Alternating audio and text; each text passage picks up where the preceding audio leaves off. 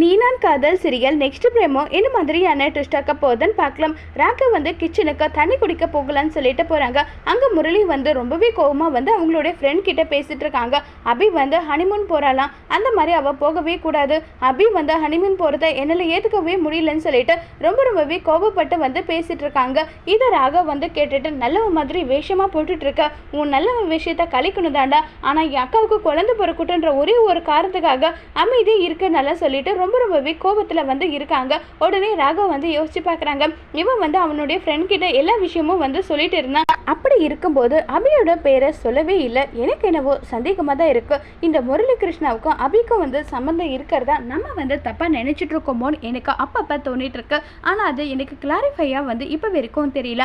அபிக்கிட்ட கேட்கலான்னாலும் அவன் சொல்லாமல் நம்மளால கேட்க முடியாது.